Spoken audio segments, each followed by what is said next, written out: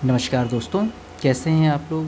हम लोग यूपीपीसीएस 2022 की जो प्री की परीक्षा होने वाली है उसके लिए करंट अफेयर्स को पढ़ रहे थे। और अभी पुरानी वीडियोस को अगर आपने अभी तक नहीं देखा है तो ऊपर आई बटन पर क्लिक करके आप उन पर जा सकते हैं और वो वीडियोस आप देख करके अपने करंट अफेयर्स को तैयार कर सकते हैं। तो आइए देखते हैं आज की जो प्रमुख घटना है उसके बारे में। तो जो संसदीय और विधानसभा चुनाव होते थे उसमें उम्मीदवारों के लिए जो व्यय का एक सीमा थी उसकी सीमा में वृद्धि की गई है ना। मतलब चुनावों में जो भी कैंडिडेट खड़े हो रहे हैं उनके लिए जो उनका व्यय था व्यय करने के लिए तो उसकी सीमा में वृद्धि की गई है। और ये लागू होगा, ये 5 राज्यों में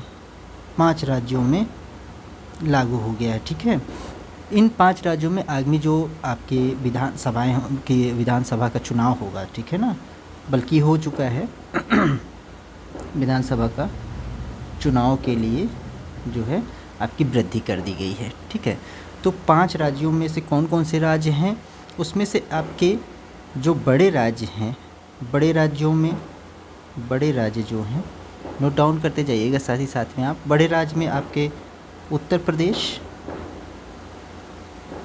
और उत्तराखंड और पंजाब। ठीक, ये एक इम्पॉर्टेंट क्वेश्चन बनता है क्योंकि अभी जो है आपके यहाँ विधानसभा के चुनाव हुए हैं सब जगह, ठीक है ना। और वहाँ पर जो कैंडिडेट का जो खर्च है उसकी सीमा में वृद्धि की गई है। अब देख लेते हैं, 5 राज्यों की बात कर रहे हैं तो जिसमें से बड़े राज्यों में उत्तर प्रदेश, उत्तराखंड और पंजाब में कितनी वृद्धि हुई वो देख लेते हैं। तो पहले संसदीय चुनाव क्षेत्र में अगर बात करें संसदीय चुनाव क्षेत्र की बात करें तो जो है पहले 70 लाख रुपए खर्च करने की अनुमति थी और अब प्रेजेंट टाइम में बढ़ाकर इसको 95 लाख कर दिया गया है। ये इम्पोर्टेंट है, याद रखिएगा। और अगर विधानसभा की बात करें, है ना, विधानसभा की बात करें तो विधानसभा में पहले खर्च की सीमा थी आपकी 28 लाख 28 लाख और अब इसको बढ़ा करके 40 लाख रुपए कर दी गई है। ये उत्तर प्रदेश, उत्तराखंड और पंजाब 5 बड़े राज्यों की बात की गई है, जिसमें से जो बड़े प्रदेश हैं उत्तर प्रदेश, उत्तराखंड और पंजाब में संसदीय क्षेत्र में पहले 17 लाख था, अब उसको बढ़ा करके 95 लाख कर दिया गया है। और विधानसभा के चुनाव में 28 लाख, इसके बाद बढ़ा करके 40 लाख रुपए जो है कैंडिडेट खर्च कर सकता है। बात करें अगर छोटे राज्यों की, तो छोटे राज्यों में आपके कौन कौन से क्षेत्र आ रहे हैं, तो उसमें है आपका गोवा और मणिपुर। ठीक, और आगे जब भी अब चुनाव होंगे तो जितने छोटे राज्य होंगे उनके चुनाव में जो है संसदीय चुनाव क्षेत्र में देखिए कितना खर्च बढ़ाया गया है। संसदीय चुनाव क्षेत्र में पहले जो है यहाँ पर कैंडिडेट 54 लाख का खर्च कर सकता था, लेकिन अब इसको बढ़ा करके 75 लाख रुपए कर दिया गया है। ठीक है ना, यानी कि 75 लाख रुपए जो है अब आप खर्च कर सकते हैं। अगर विधानसभा क्षेत्र की बात की जाए, विधानसभा के चुनाव में पहले जो है कोई भी कैंडिडेट कितना खर्च करता था, 20 लाख, अब जो है वो इसे 28 लाख तक खर्च कर सकता है ना। ये क्या है कि जो भी कैंडिडेट खड़े होते हैं अपने चुनाव प्रसार के लिए आदि जो भी है, तो उसमें जो भी ये खर्च करते थे उसकी एक सीमा जो है लागू होती है। तो पहले के मद में अब के मद में बढ़ोतरी कर दी गई है। ठीक है ना, तो वही आपको बताया जा रहा है। एक और यहाँ पर बदलाव हुआ है जम्मू कश्मीर के बारे में। जम्मू कश्मीर के बारे में क्या बदलाव हुआ है, तो ये जो केंद्र शासित प्रदेश है, ठीक है ना, ये तो आपको पता ही है, केंद्र शासित प्रदेश है जो जम्मू कश्मीर, और उसमें चुनाव सीमा की क्षेत्र बढ़ाकर कितना किया गया है, तो संसदीय क्षेत्र के लिए 95 लाख कर दिया गया है और विधानसभा के लिए कितना किया गया है, 40 लाख। इतना जो है आप वहाँ पर खर्च कर सकते हैं। संसदीय क्षेत्र के लिए 95 लाख और विधानसभा के लिए 40 लाख। ये बात कहाँ की हो रही है, जम्मू कश्मीर की। आइए एक बार इसको थोड़ा सा देख लेते हैं फिर से, क्योंकि इम्पॉर्टेंट है। बात हो रही थी कि संसदीय और विधानसभा चुनावों में उम्मीदवारों के लिए व्यय सीमा में वृद्धि। ठीक है, कोई भी जो कैंडिडेट खड़ा होता है वो अपने चुनाव प्रचार प्रसार आदि के लिए जो है कितना पैसा खर्च कर सकता है, तो उसका एक नियम होता है, तय सीमा होती है। तो उस तय सीमा को में बढ़ोतरी की गई है जो है सरकार के द्वारा। तो ये पहले 5 राज्यों में लागू कर दिया गया है, क्योंकि अभी यहाँ पर चुनाव हुए हैं, विधानसभा के चुनाव। ठीक है, तो इसमें सबसे पहले जो बड़े राज्य हैं यानी उत्तर प्रदेश, उत्तराखंड, पंजाब, आप सबके यहाँ पर चुनाव हो चुके हैं। इनका चुनाव क्षेत्र के लिए जो चुनाव के व्यय की सीमा थी वो बढ़ा दी गई है। जैसे इसमें संसदीय चुनाव क्षेत्र के लिए पहले 70 लाख रुपए खर्च कर सकते थे कैंडिडेट, अब वहाँ पर ये 95 लाख हो गया है, 70 से 95 हो गया। ठीक है, यहाँ पर ये बढ़ोतरी हुई है।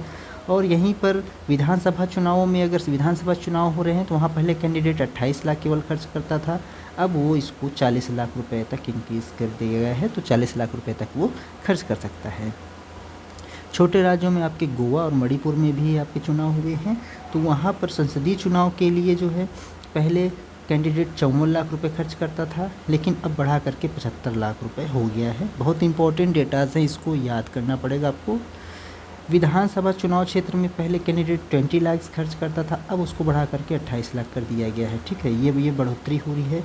इसके साथ जम्मू कश्मीर के लिए जो कि केंद्र शासित प्रदेश है, वहाँ पर संसदीय क्षेत्र के लिए जो व्यय सीमा रखी गई है तो वो 95 लाख रखी गई है, और विधानसभा क्षेत्र के लिए चुनावों में जो खर्च सीमा रखी गई है वो 40 लाख रखी गई है। तो ये एक बहुत ही इम्पॉर्टेंट क्वेश्चन यहाँ से बन सकता है आपके यूपीपीसीएस 2022 की परीक्षा के लिए।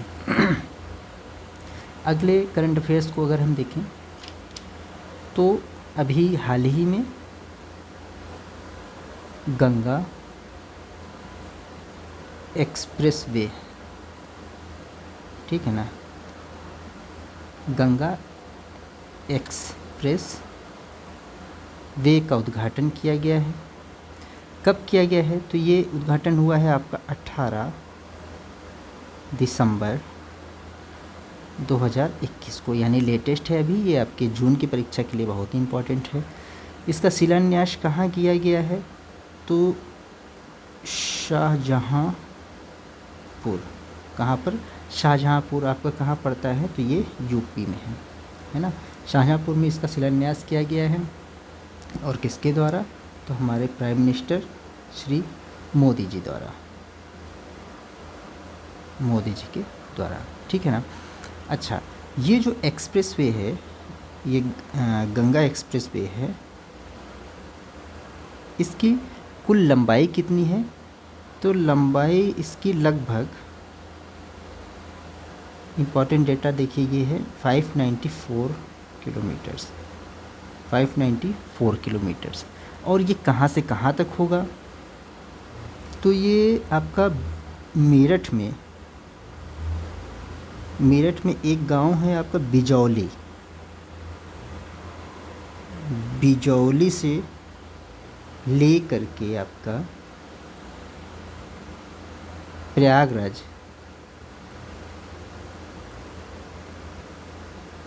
का एक गांव है जूड़ापुर तक। ठीक, यह बिजौली में ये NH 334 से ऐड होगा, मतलब यहाँ से जुड़ेगा ये। ठीक है, ये एक्सप्रेसवे आपका 334 से ऐड होकर के ये जूड़ापुर में NH 19 है वहाँ पर, और NH 2 है, तो वहाँ पर में ये जोड़ा जाएगा। ठीक है ना, यानी मेरठ से लेकर के ये प्रयागराज तक आपका चलेगा। इसके बाद अब इसके बीच में कौन कौन से सिटीज़ आएंगे, तो संबंध ज़िले कौन कौन से, भाई ऐसे ऊपर से तो होके नहीं आएगा, संबंध ज़िले भी तो इसमें बीच में जगह भी तो रहेंगे, तो इसमें 12 ज़िले हैं टोटल। 12 ज़िले जो है इससे और ऐड होंगे, कैसे देखेंगे, तो यहाँ मेरठ से शुरू हुआ था, यहाँ पर आपका मेरठ हो गया। मेरठ के बाद है हापुड़ बुलंदशहर और अमरोहा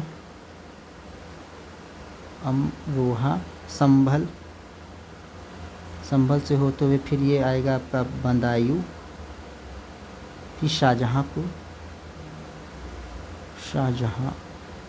होते हुए हरदोई से ये लखनऊ ना निकल करके उन्नाव आ जाएगा, ठीक है ना, उन्नाव से फिर ये आ जाएगा आपका रायबरेली से आगे बढ़ेगा प्रतापगढ़, और प्रतापगढ़ से आपका प्रयागराज तक मिल जाएगा, है ना। प्रयागराज, मेरठ से प्रयागराज ये चल रहा था, अभी ये हमने आपने वो देखा है ऊपर। मेरठ में बिजौली से NH 334 से लेकर के प्रयागराज जोड़ापुर गांव तक जो है NH 19 और NH 2 वहाँ पर मिलता है, तो वहाँ तक ये जाएगा। और बीच के ये जो शहर हैं मेरठ, हापुड़, बुलंदशहर, अमरोहा, संभल, बदायूं, शाहजहांपुर, हरदोई, उन्नाव, रायबरेली, प्रतापगढ़ और प्रयागराज, ठीक। फिलहाल जो इसमें काम किया जा रहा है तो उसमें कितनी लेन होगी, तो उसमें 6 लेन आपका अभी कार्य हो रहा है, ठीक है ना, 6 लेन का कार्य हो रहा है, ये भी पूछ सकता है। लेकिन भविष्य में इसको 8 लेन भी किया जा सकता है, ठीक है ना, भविष्य में इसको 8 लेन किया जा सकता है। और इसकी अनुमानित लागत जो है लगभग, जो व्यय है इसका व्यय है लगभग 36200 करोड़ रुपए, ठीक है ना। ये जो है लगभग 36200 करोड़ रुपीज़ इसमें खर्च होंगे, जो लागत है अनुमानित है ये। और इसकी नोडल एजेंसी कौन सी होगी, जो इसको बनाने के लिए जिसने लिया हुआ है अपने हाथ में, तो इसकी नोडल एजेंसी है उत्तर प्रदेश की है, उत्तर प्रदेश एक्सप्रेसवेज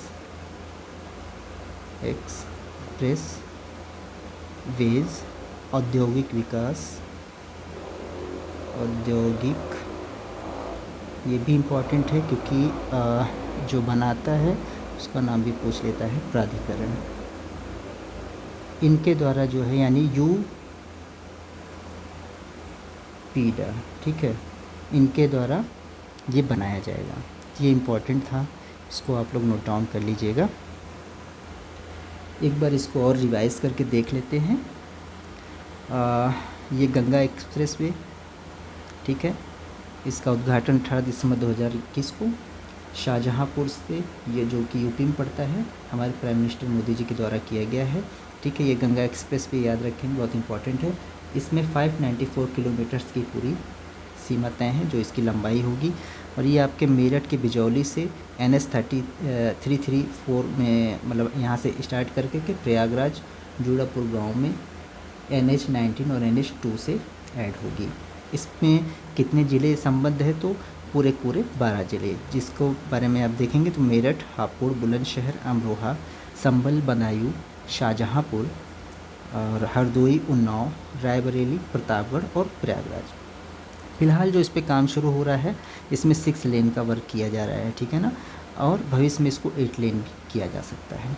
और इसकी जो व्यय सीमा है, अनुमानित जो इसका व्यय है वो लगभग 36200 करोड़ रुपीज़ है।